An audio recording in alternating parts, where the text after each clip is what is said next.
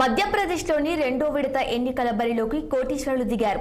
మొత్తం 6 నియోజకవర్గాల్లో పోటీ పడుతున్న 80 మందిలో 26 మంది మిలియనియర్లే. ఈ నెల 26వ తేదీన ఇక్కడ పోలింగ్ జరగనుంది.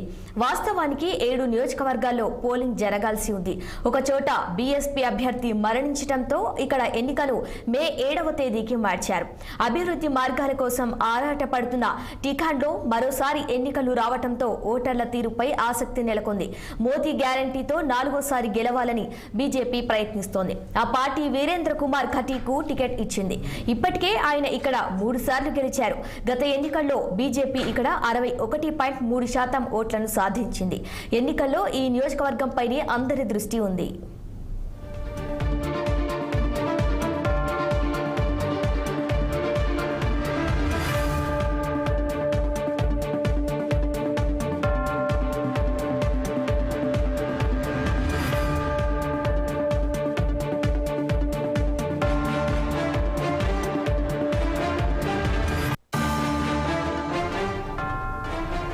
దేశ రాజకీయాల్లో దమోహ్ నియోజకవర్గాన్ని అధికార కేంద్రంగా చూస్తారు.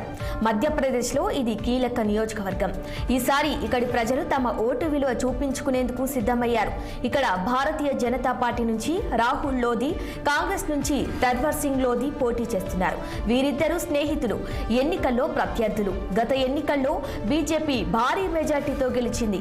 35 ఏళ్లుగా బీజేపీదే ఇక్కడ ఆధిపత్యం. మాజీ రాష్ట్రపతి వివి గిరి కుమారుడు విఎస్ గిరి ఇక్కడ నుంచి ఒకసారి గెలిచారు. ఈ నియోజకవర్గంలో 19,09,886 ఓట్లున్నాయి. ఇక్కడ పోటీ చేస్తున్న హిజ్రా, దుర్గా మౌసి బీజేపీ, కాంగ్రెస్లను ఆందోళనకు గురి చేస్తున్నారు. కన్వారా గ్రామ సర్పంచ్గా ఉన్న దుర్గా రోజుకు 100 కిలోమీటర్లు స్కూటర్పై తిరిగి ప్రచారం చేస్తున్నారు.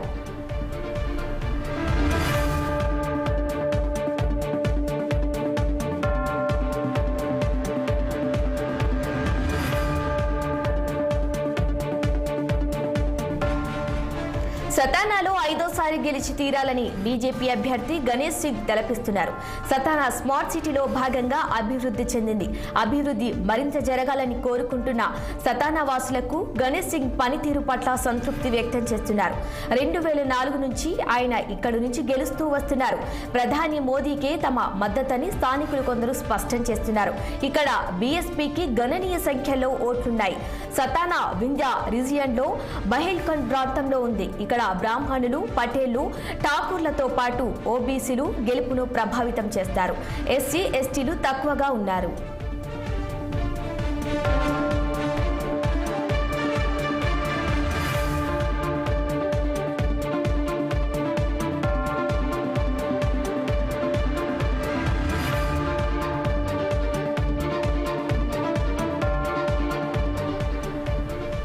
మధ్యప్రదేశ్ బీజేపీ అధ్యక్షుడు విష్ణుదత్ శర్మ పోటీ చేస్తుండటంతో ఖజురహో వీఐపీ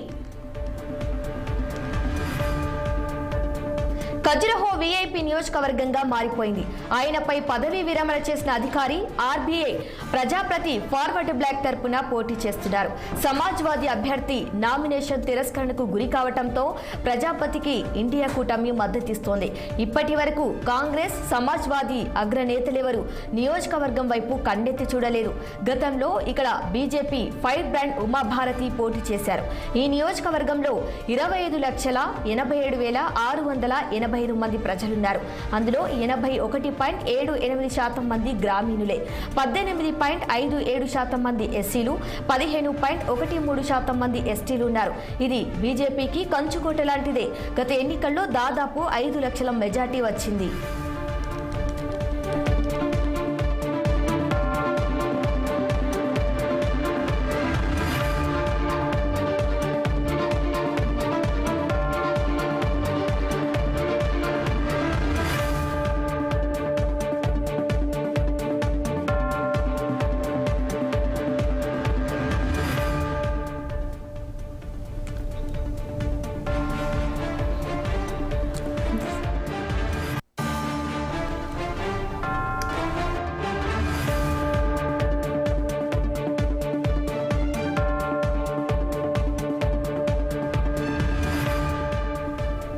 వింధ్యా ప్రాంతం మండలంలోని రివా నియోజకవర్గంలో బీజేపీ గెలుపు అంత సులభంగా లేదు. ఇక్కడ కమలదళం అభ్యర్థి జనార్దన్ మిశ్రాకు కాంగ్రెస్ అభ్యర్థి నీలం మిశ్రా గట్టి పోటీ ఇస్తున్నారు. ఇప్పటిదాకా ఏకపక్షంగా బీజేపీ విజయం సాధిస్తుందని రాజకీయ విశ్లేషకులు చెప్పారు. ఇప్పుడు పరిస్థితి మారింది అని వారంటున్నారు. గట్టి పోటీ నెలకొందని చెబుతున్నారు. ప్రస్తుతం చెరిసగం విజయ అవకాశాలు ఉన్నాయని అంటున్నారు. దీంతో బీజేపీ దీనిపై గట్టిగా ఫోకస్ పెట్టింది. కాంగ్రెస్ కు ఇక్కడ అభ్యర్థులే బలమని అంటున్నారు. నర్మదాపురంగా పిలిచే హోషంగాబాద్ నియోజకవర్గంలో బీజేపీదే పైచేయి. ఇందులోని 8 అసెంబ్లీ సెగ్మెంట్లలో బీజేపీ గెలిచింది. ఈసారి ఆ పార్టీ తరపున దర్శన్ సింగ్ చౌదరి పోటీ చేస్తున్నారు. ఇక్కడ కాంగ్రెస్ నుంచి సంజయ్ శర్మ బరిలో ఉన్నారు.